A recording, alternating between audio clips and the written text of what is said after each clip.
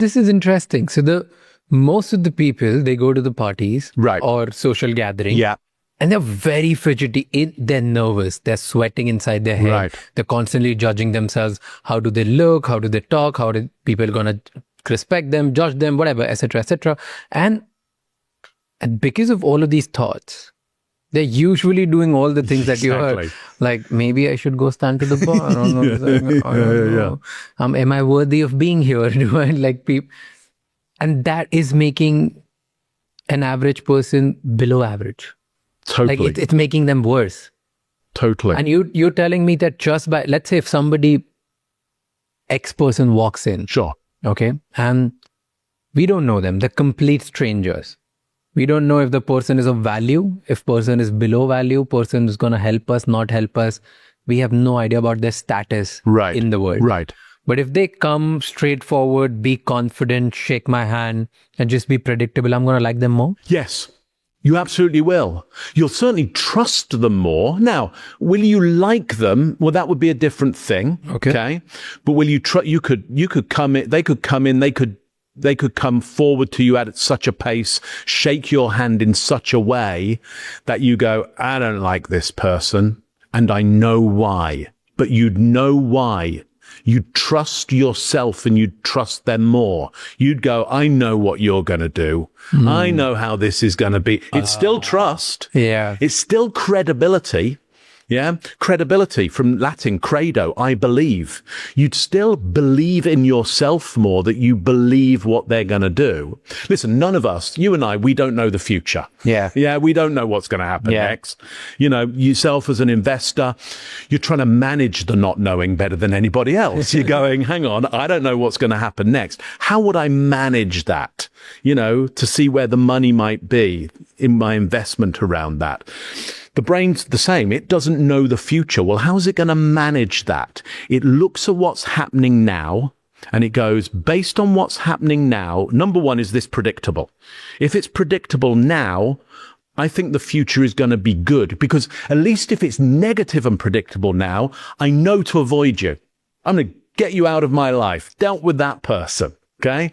If it's predictable and positive, I'm going, keep Raj around me. Keep him around me a little bit longer. Like, let's trust this and hear from him a little bit more. So look, that confidence, as you rightly call it, again, great Latin word, confidence, confides, with trust, fides, fidelity, trust, same thing. It means you're with trust with them. It means you are alongside a positive future. In them. Yeah. Even if you're trusting that they're a bad person. It's like better to know that than not. Yeah. When you don't know, when I don't know, when we have insufficient data, we default to negatives. Okay. Let me give you an example of that. Okay. Well, you'll have noticed that, you know, throughout our talk together so far, and everybody watching will have noticed it as well, is that you can often see my hands all the time. Yeah. And this is giving you really sufficient data, nothing in my hands, no tools to harm you. Yeah. And what if I just drop that out for you right now? Same person, same education.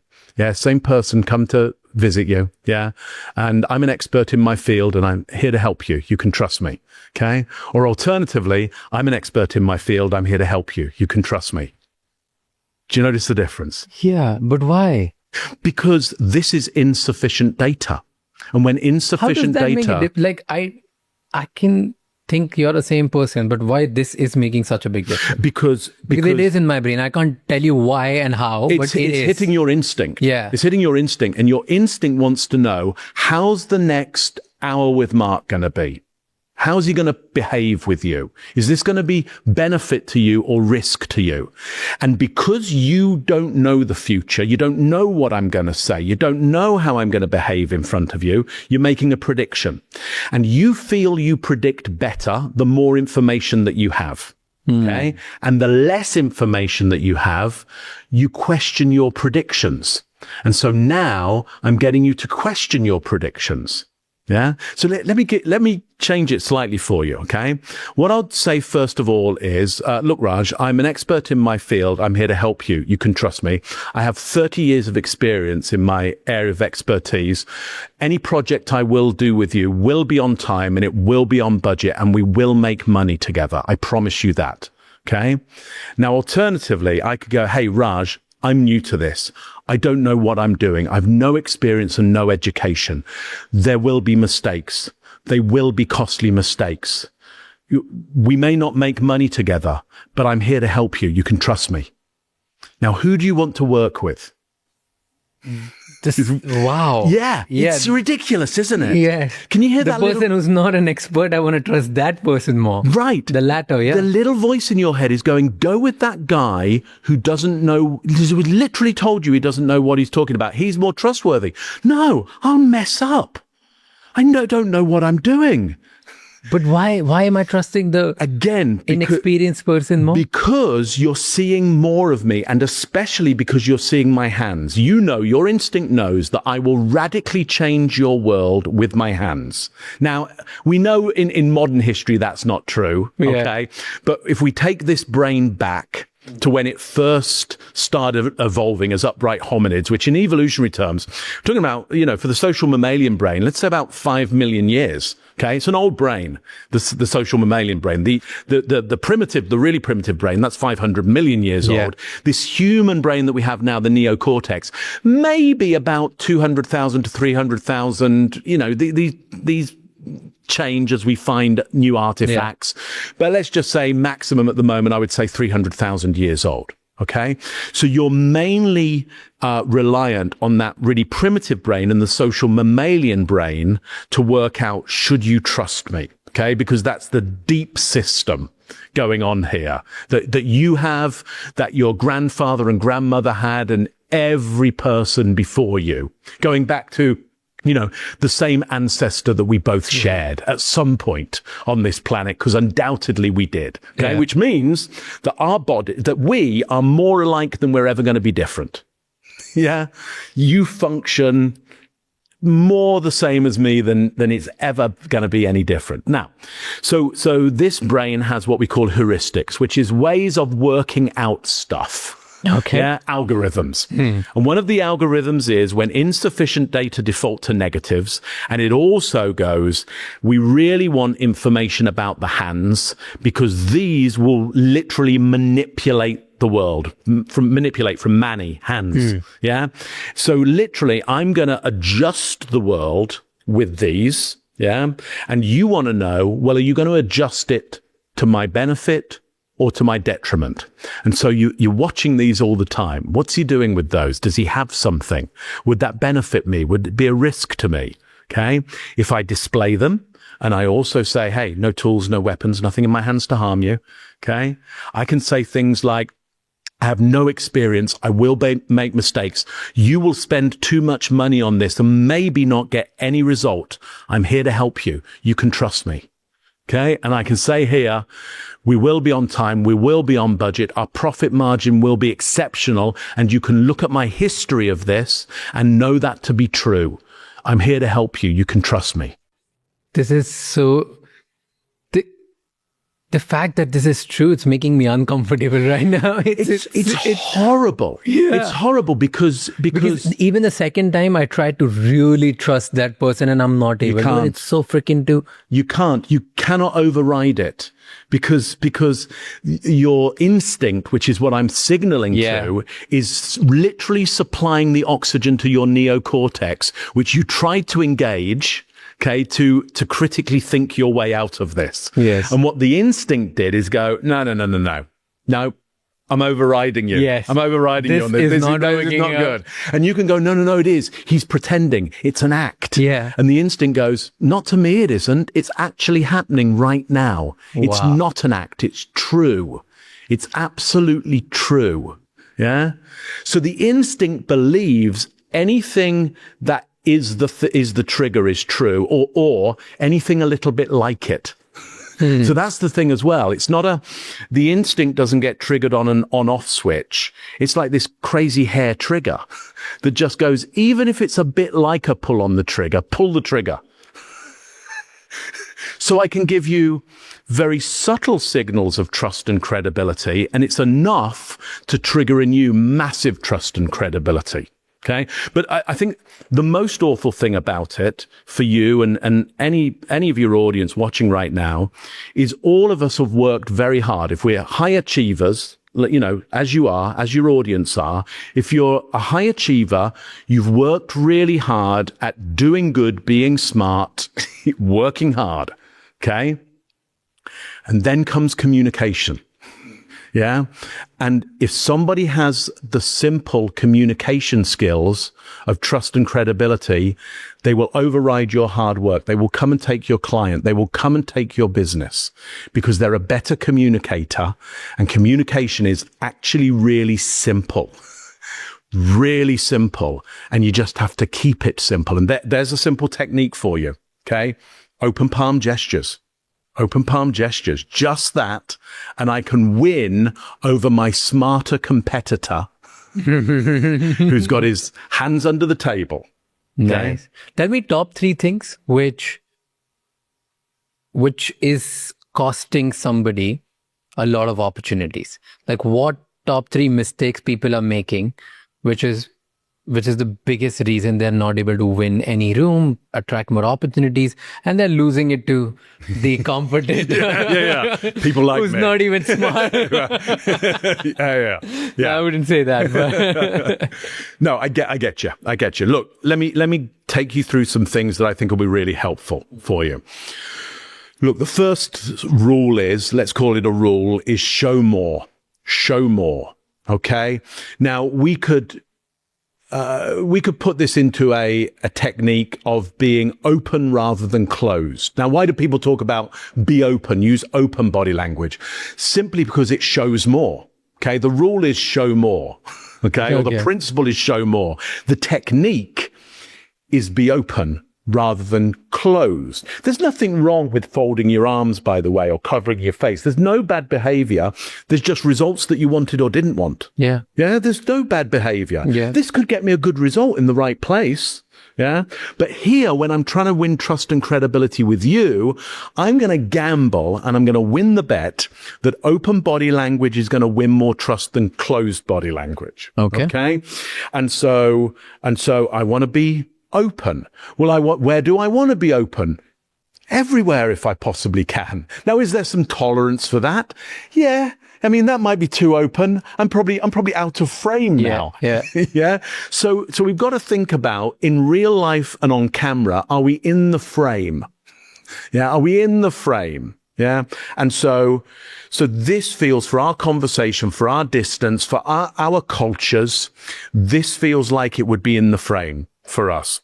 We could go to another culture where it might be slightly that open, might be slightly out of the frame. Yeah, slightly, but not too much. You know, I might bring it back. Like, give me an example of a culture where you can be more open and where you have to be very close. So look, if you go to the United States of America, there's a lot of land. Yeah, a lot of land. Yeah, big place.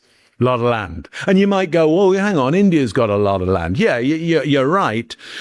But where people have moved together, that you've got nowhere where there are more people on the planet, you know, give or take. Okay. But America, a lot of land, and you can be, so you can use up space and you're not going to get in somebody else's space. Okay. So you're not going to cause conflict, or there's less chance of causing conflict by being bigger. Okay, taking up more territory. So right now I'm doing quite North American. We're in New York today. So, you know, I'm going to do quite North American gestures. Were I on an island, especially an island that is next to big land masses that keeps getting invaded by big land masses over its history. Yeah. And also quite a large population crammed into small areas. Okay, I've got to know that more likely people are going to take up less space. Okay, because we've all crammed together in a small space, and also, you know, there's that outsider that might come for us. So we've got to keep hierarchy all the time, because we've got to be ready for the invasion, because it may not come this year, but it may come in the next 100 years or 200 years or 500 years. And the culture knows over its history, they're coming. Yeah. So on the whole, people will be smaller with their gestures in order to not take up the space of anybody else and disrupt hierarchy. Yeah. And also, not use up too much of the space, because everybody needs a certain amount. So let me call out a country and a culture. If I were in Japan, on the whole, this is not always going to be true. Yeah, okay. Yeah. But I'll win the bet more than I'll lose the bet. If I go around in daily life, in business culture, and I make gestures out here, they're going to go, whoa, what are you doing? Yeah, what's wrong? What's going on? Now, there are some places where I could do that, but they're not every day. Yeah. It's not everyday stuff. It's specific times and places where you could take up more room, take up more space. And it would be most likely quite a ritualized, governed place where it's like, we do it here, but we don't do it over there. Okay. So look, back to our point of what can we do? So we first can is show show more. more. We can show more. And one technique around that is be more open than closed. Okay. Yeah. That's first. And the way you do that is don't think about not being closed. Think about being open. Think about this. Think about the way you'd behave on a really, really cold day. Yeah. And you've got to get yourself warm. Yeah. Or cold night. You've got to get yourself warm, and there's a real fire. You're just going to open up, aren't you? You're just going to get as much of that heat on you as possible.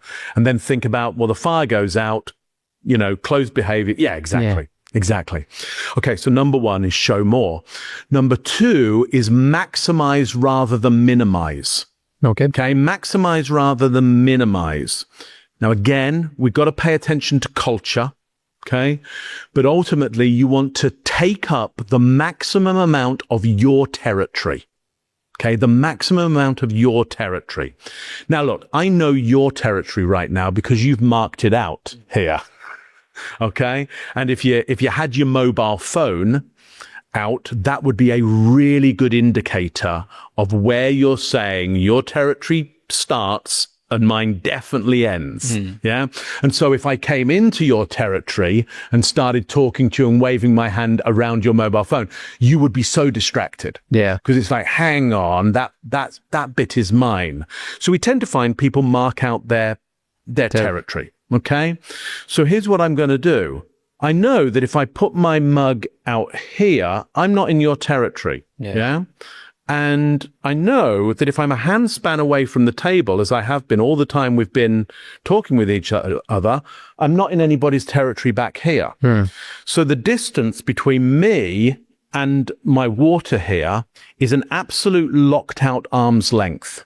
Okay. Yeah. I've maximized my territory. And so when I go and drink from this, you get a really big version of me. And when I put it back, you get a maximized version. Now let me now minimize. Yeah. And so it's the same person, same education, same expertise. Yeah. And now I'm going to take a drink of water. Same person. Who do you trust more? Okay. Why is this also making me uncomfortable? Again, because I've minimized. You're now predicting the future won't be good with him because he doesn't own his own space. He's not taking up space that he deserves. You know what my space is. Yeah. Yeah. And you know that now I'm going to take up my space. I'm going to bring myself. It's a great technique. Okay. Handspan away from the table. Yeah. Lovely. I then put this out arm's length. Yeah. And now I maximize with my gestures. Okay. Because this is my space. You're never going to go, hey, Mark encroached on my space. Yeah. And now you're seeing somebody who's maximizing with that. Okay. And watch me maximize with my gestures. Yeah. But is it you doing it, or it's like, if I also do it, people are gonna, like, imagine if I do, I mean, people who are watching, the team as well, you can tell me. Yeah. So look at this. Okay. If I do this and then there's and then just decide to sit like that. Is it more uncomfortable to watch? Is it not trustworthy at all? It's not trustworthy And at all. if I do this, this is making you. Yeah. Instantly I go. This is Wouldn't you agree? just this. Wouldn't you agree? Yeah, it's ridiculous. It's ridiculous. It's crazy.